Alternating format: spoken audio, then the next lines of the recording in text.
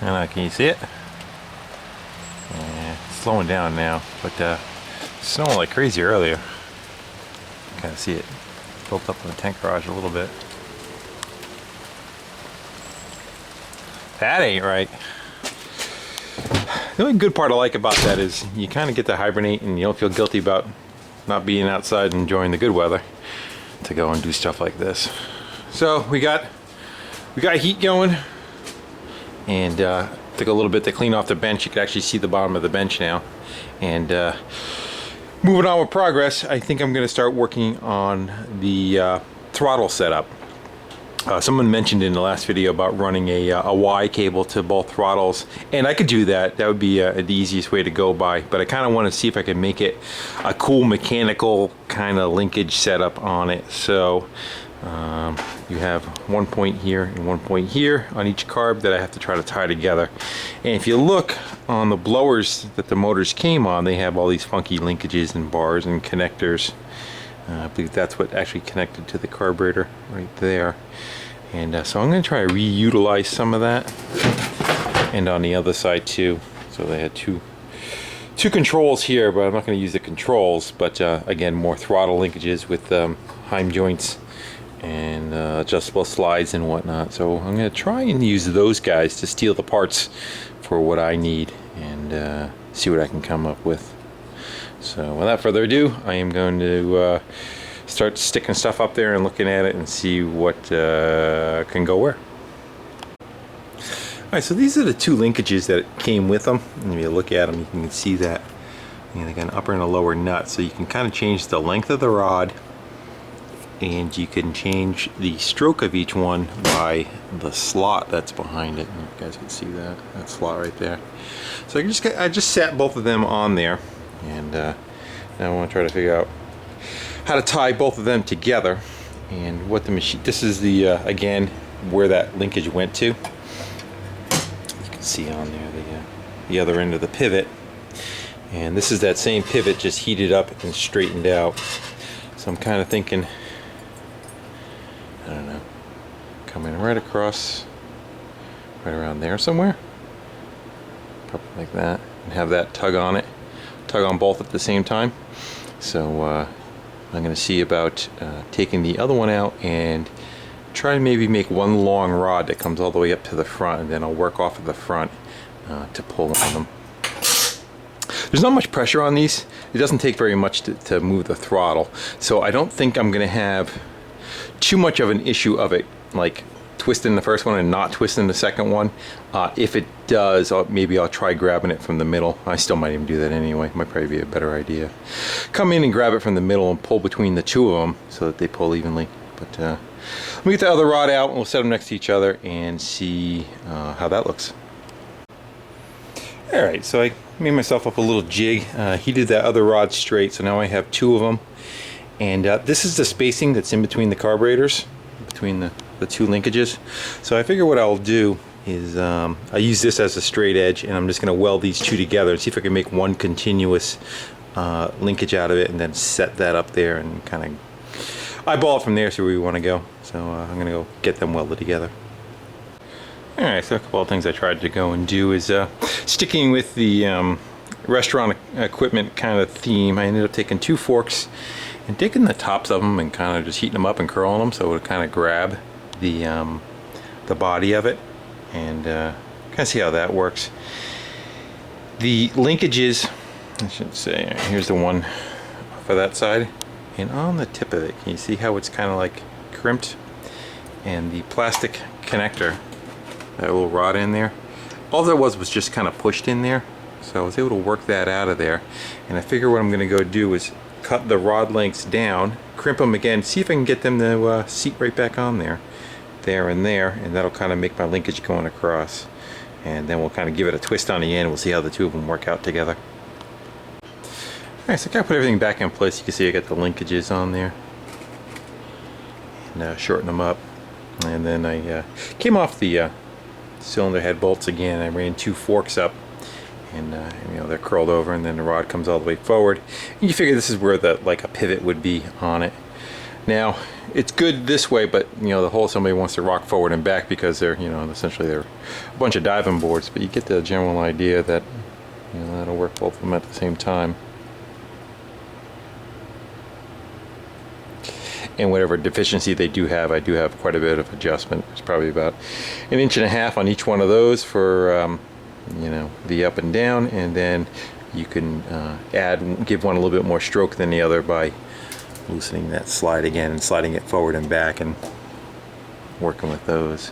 So now I got to come up with something to try to come off the frame here, say in here, or maybe even in 3 places to stop the wobbliness this way. So not quite sure what I'm going to do with it yet, but that's what needs to be addressed. I like to use forks again, but I don't know. What's good about this is I can take that off and that off and that off, and the whole assembly will come off in one piece. So I want to try to maybe refrain from just welding them on it. But there's not much that has a bolt to kind of catch, so I may have to make my own. Loosen these up. Turn these where I want them, the fuel pets. Just gotta watch out for the choke. I tried flipping them 180 all the way around, but they hit the choke lever, so they're gonna either have to sit like that or back down where they were. Well, they'll get it. Alright, let me go work on that other pivot. Alright, so it's the next day, and got that rod set up like we kind of talked about, and needed to start doing some bracing. And I started with the forks kind of going up and around and grabbing the rod, but you know, it's strong up and down but not forward and back, so I have to make more of them that go back to the frame, roughly something like that, right next to each other. So that's kind of what we got, and I figure that would be kind of cool looking little guides or gussets or whatever you want to call it, bracketry. And well, that's what I'm going with. But the only one problem is that how do you feed that piece through these? You can't. So I figure I have to probably cut it somewhere, but then need to be able to tie it back together. And I remember somewhere seeing a coupler that can go do that. Well, I found that coupler that does that, and that's that guy. And they are made for electrical, for running, I think, like 14 gauge wire, and you would tie 2 of them together. So it would look kind of something like that. There's a piece of that rod. So if I slice it right there, I can actually patch it back together with that, and furthermore, kind of even make some more adjustment with it also. You know, I could use that for tweaking one side to the other. Not that they're not straight right now, but just makes for that much more adjustment. You never know. So I'm going to go cut them up now, see if I can go slide a couple more forks on there and try to make them more sturdier. Alright, I'm on it. Alright, well, I went to my new favorite shopping store, and went looking at, it's Alternative Sales is the name of it. It's a commercial restaurant equipment, and I'd say 80% of the stuff is really like beyond reasonable, like very good cheapo price. And I went there for some inspiration and walked around and just wanted to get some ideas. I wanted to get some ideas for tailpipes, levers like clutch, brake, throttle levers, and a third thing. What was the third thing I went there for? I forgot already. I guess we'll work with the first 2. And one of the things I came across was these guys, these teacups. And give you an idea, they're probably 3 inches by 3 inches. Got a spout on them and a lid. Stainless, fairly heavy, decent size, not like, don't feel like totally Chinese stuff. And 10 ounce, I guess that's how much it weighs. So, this bike is kind of turning into a restaurant supply bike, so to speak. I'm doing everything twice. So, wasn't planning that way, but it's kind of what it's turning into. My idea is I have 2 of these. I wanted to see if I can get both of them. I could offset the drill where I drill into them. What do you think? I think that looks pretty cool. And I figure when it's idling, it'll probably just puff out these little spouts. But when you rev it up, the lids will start flapping like a tractor. Yes, no? That's what I'm thinking. I think it'll look pretty cool. But while I was there, I came across some other stuff. Those are like $5 a piece. And if not, they're gonna go in the house and get used in the house for another project. These are like the commercial, like in the back of the restaurant where they put seasonings in, your salt, pepper, and whatever. And you know, not a tabletop. But they have, I figured, enough area for exhaust. You know what these also make good for too? When I was looking at them, air cleaners also. A nice little thread-on lid, just punch the back side of them. You know, if I wasn't hurting for space, these would be really good. Or you can turn them sideways. Yeah. Anyway, I was also thinking I could run those. The only thing I think they look really cool, but I think these kind of beat it out just because when you look down at it, you're going to realize what they are, and then you're going to realize how they're getting like reused as like flapper valves, you know what I mean? I think that just packs a better punch, and it's just more recognizable. People are going to look at that and not really know what it is, whereas you know, this they will. Unless I put like a salt and pepper emblem on these of some sort. So that's that guy. A nice $10 set, a nice stainless exhaust system. Will work out quite well. I was playing with some other stuff I'll talk about. Stuff that didn't get used, but I was trying to find something that I could work like a brake lever, but lock it into place so the clutch on this bike, you have to, the way I have it set up, you pull it and it stays engaged, or drive I should say, not engaged, it's actually disengaged. So to make the bike go, you got to pull the lever, but you don't want to sit there and hold the lever forever if you're going to be riding it a long time. So you want some kind of lock on it, and this had that in it. It's like kind of like a weird set of vice grips. You hit that lever underneath it, and it slides on that cam. So I kind of looked at that. I found a disc brake, bike disc brake in my hoard in the back, so I grabbed that. I don't know where the disc is though. I'm still thinking about what to do for brakes. I looked at yeah, those. See if I could use those for the linkage part of it, you know. Throttle. Well, I'll do the clutch first. So the clutch, I ended up having this heavy cable that I just found. I don't know what it's off of. I don't know if it's VW or if it's you know, motorcycle or some sort type of cable.